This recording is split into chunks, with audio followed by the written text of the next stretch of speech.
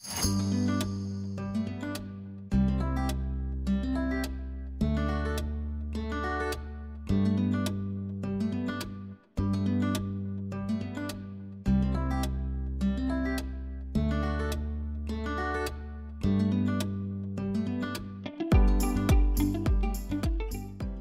অনুষ্ঠানে এসে তোমার কেমন লাগলো যদি একটু বলো। এনার জন্য আজ থেকে নয়, বহুদিন থেকে কিবার আসি। অ্যাকচুয়ালি শঙ্কর দ্বারা হচ্ছে ময়দানের আসল লোক। আমরা তো খেলার পর থেকে ময়দানে এসেছি, খেলেছি আগে, তারপরে শঙ্করদার জীবন কেটেছে ময়দানে। আপনারা দেখতে পাচ্ছেন যে পাঞ্জাব ক্লাবের সামনে আমি বসে রয়েছি এবং আমার সঙ্গে রয়েছেন একজন বর্ষিয়ান মানুষ। ময়দানের বটগাছ, তার অভিজ্ঞতার বয়স কিন্তু নেহাত কম নয়।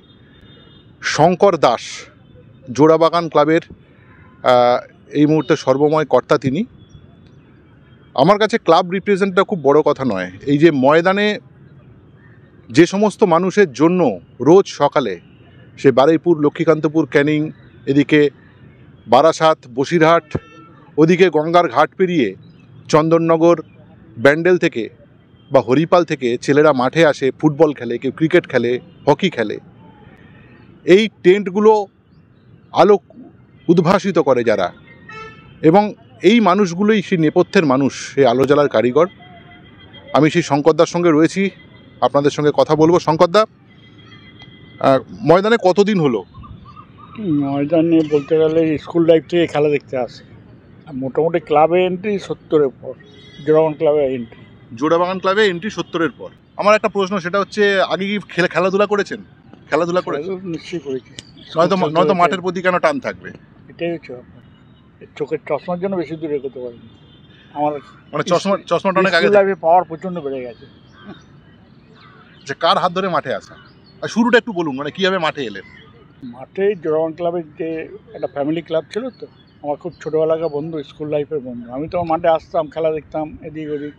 ও তখন আমাকে বললো কে যে ক্লাবটা কর। ওর নাম গোড়া মিত্র। আচ্ছা, ওদের ফ্যামিলি ক্লাব এটা। আচ্ছা আচ্ছা। ও তখন বললো আমার ক্লাবটা তুই কর, আমার ফুটবলের দায়িত্বটা পুরো নেই। তখন থেকে আমার নাম। সে যদিও চাকরি করতে করতেই মারা গেছে, তারপরে ক্লাবটা পুরোটাই আপনার দায়িত্বে। বাবাও মারা গেছে অনেকদিন, ময়দানে বহু পরিচিত লোক। নাম বলুন। পান্তুদা বলে পরিচিত। বহুদিন আগে, 81 আগে মারা গেছে। এই মারা গেল 88 হবে।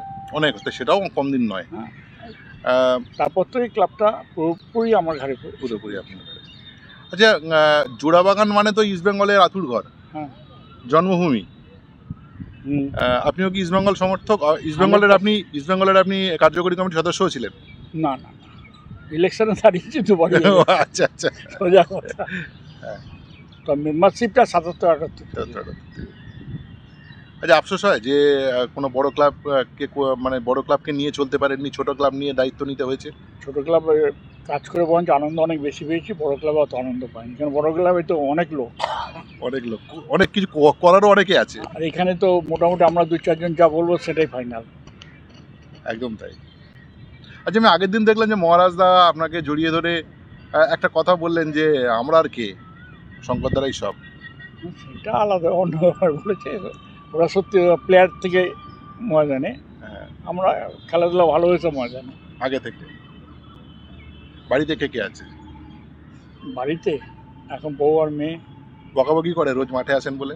না, সত্যটা আগে করতো।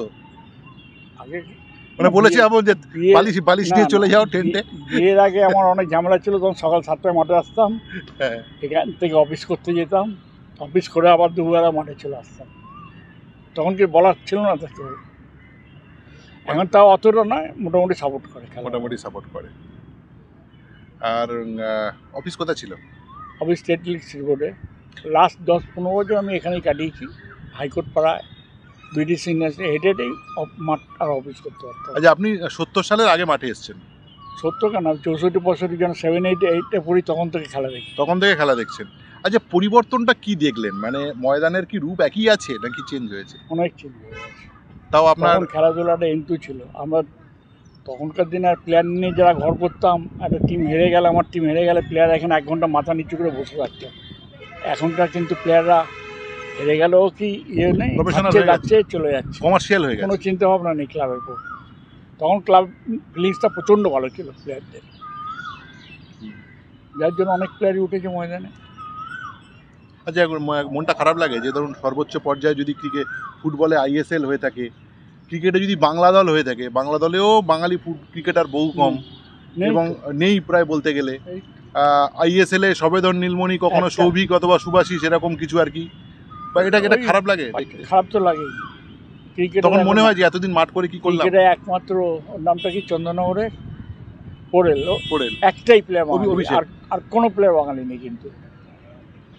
এবং শোনা যায় যে CAB-তে এবং বেঙ্গল টিমে বাংলা ভাষায় কথা হয় না আর। ওই যারা আউট স্টেশন থেকে কলকাতা খেলতে আসে তারাই চান্স পাচ্ছে, বাঙালি ছেলে কেউ নেই।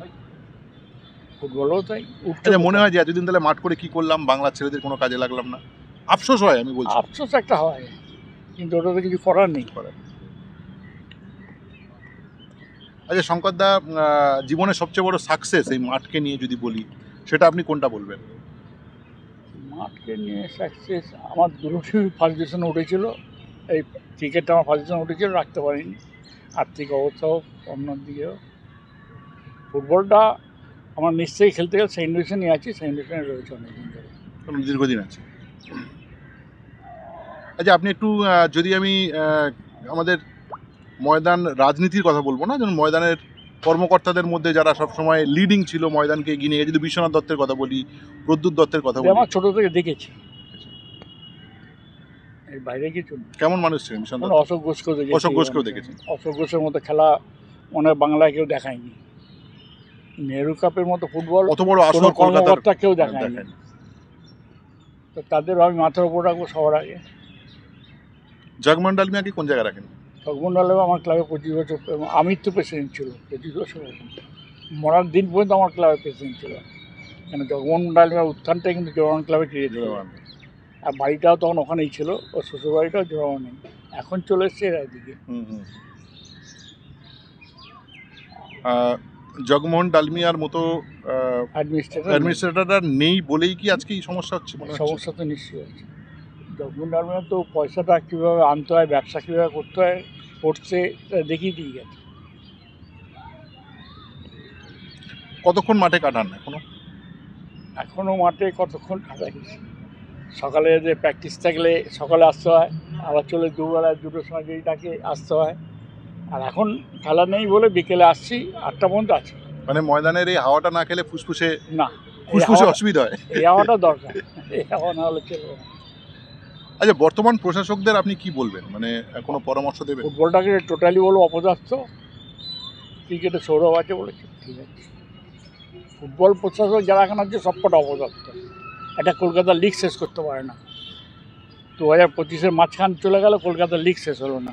এতে কি কিসে কর্মকর্তা বলবো? মানে আপনি কি পরিবর্তন চান? 100% পরিবর্তন চাই। ফুটবলে ভালো লোক না এলে হবে না। ফুটবলটা 12টা বেজে গেছে, এমনি 12টা বেজে গেছে। কিন্তু আমাদের ডুরান্ড কাপটা কিন্তু কলকাতায় হচ্ছে, মানে দিল্লির ডুরান্ড কাপ। কিছু করার নেই, এতে ক্ষমতা আছে আটকাবার। মিলিটারি টুর্নামেন্ট, মিলিটারির দৌলতে মাঠে খেলা হচ্ছে, সব হচ্ছে, ওটা যে আটকাবার ক্ষমতা নেই।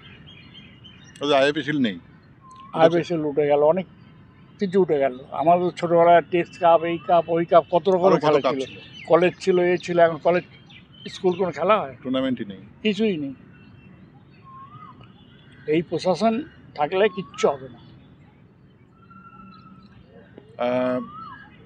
আগের দিন একটা অনুষ্ঠান ছিল পাঞ্জাব ক্লাবে, জোড়াবাগান ক্লাবের মিলন উৎসব। এটা প্রতি বছরই হয়।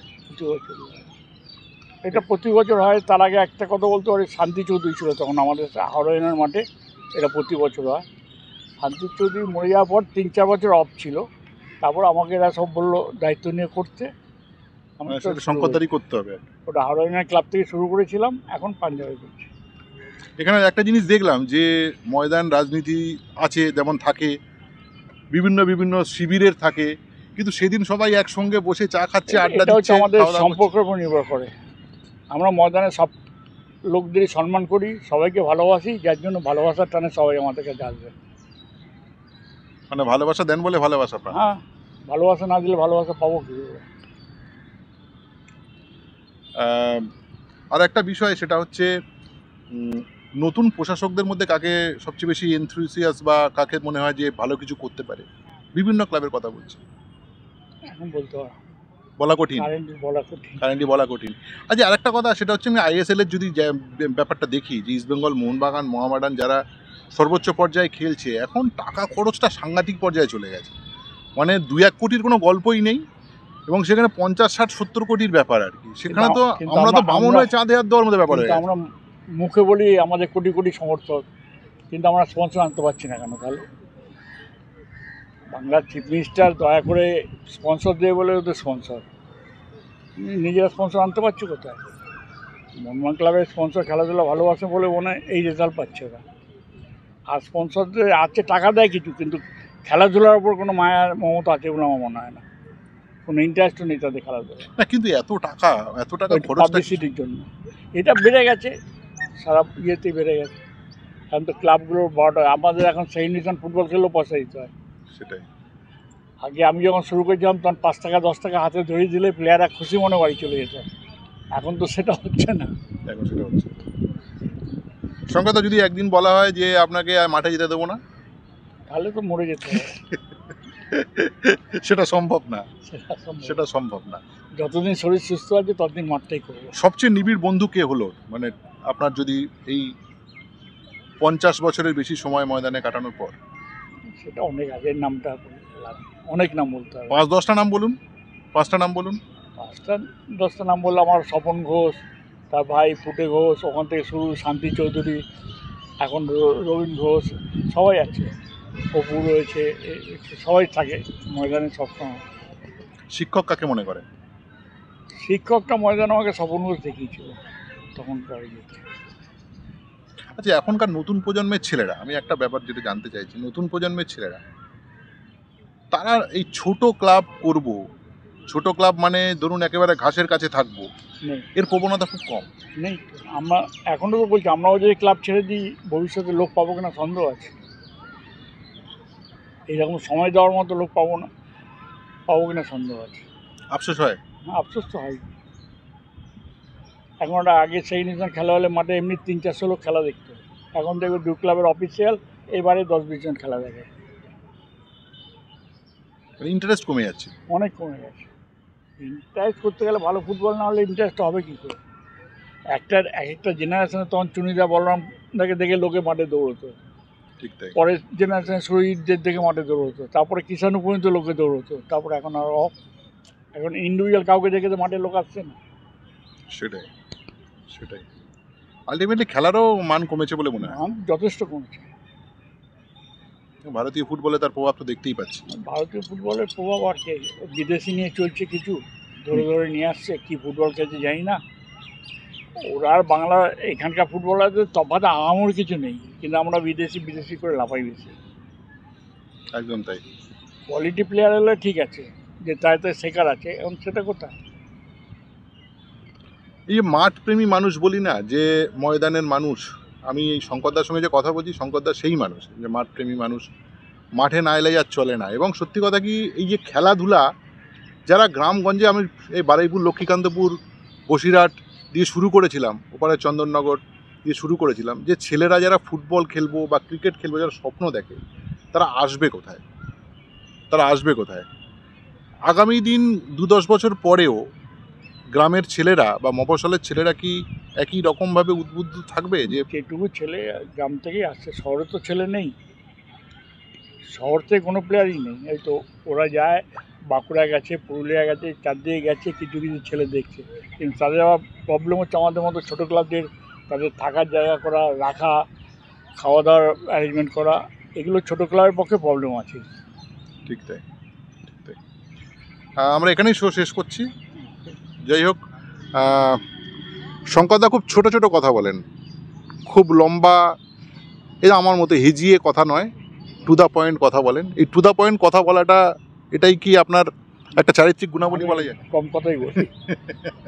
যাই হোক, আমি কিন্তু 14 মিনিট কথা বলালাম, কম বললেও 14 মিনিট কথা বলালাম আলোচনা। এবং শঙ্কর দামায় বলেছিল 5 মিনিটের বেশি নয়।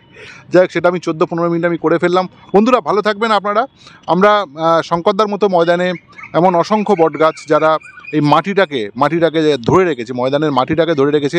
মাটি ধরে রাখার জন্য যেমন অভিজ্ঞতা সম্পন্ন গাছের প্রয়োজন হয়, ঠিক তেমনই একটা মানুষের সঙ্গে আপনাদের কথা বললাম। এবং ভালো লাগলে অবশ্যই ভিডিওটি লাইক শেয়ার করবেন, সবার মধ্যে ছড়িয়ে দেবেন। এবং আজকের মতো শেষ করছি। নমস্কার, সঙ্গে থাকার জন্য ধন্যবাদ। extra time.